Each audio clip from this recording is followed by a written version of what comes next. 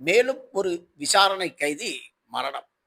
கன்னியாகுமரியில் ஏற்கனவே 2 தினங்களுக்கு முன்பு ஒரு வாலிபர் விசாரணை கைதி மரணமடைந்த நிலையில், அவர் மரணத்தில் சந்தேகம் இருப்பதாகவும், உடலில் காயங்கள் இருப்பதாகவும் மருத்துவ அறிக்கை.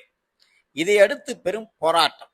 அச்சிறையில் இருந்த வார்டர்கள் கைது செய்யப்பட்டு சஸ்பெண்ட் செய்யப்பட்ட நிலையில், தற்பொழுது சென்னை புழல் சிறையிலும் ஒரு விசாரணை கைதி மரணம். இவர் சேலையூர் பகுதியைச் சேர்ந்த பாலாஜி, வயது 44. கஞ்சா விற்பனைக்காக போலீஸ் விசாரணை செய்யப்பட்டு ஜூலை 12ஆம் தேதி புழல் சிறையில் அடைக்கப்பட்டார். இந்த நிலையில் அவருக்கு திடீர் என்று ஏற்பட்ட நெஞ்சுவலியின் காரணமாக சிறை மருத்துவமனையில் சிகிச்சை அளித்தும், உயர் சிகிச்சைக்காக சென்னை ஸ்டாலின் மருத்துவமனைக்கு கொண்டு செல்லும் வழியில் உயிர் பிறந்தது. இதை பற்றி விசாரணையை மேற்கொண்டு வருகிறது தமிழக காவல்துறை.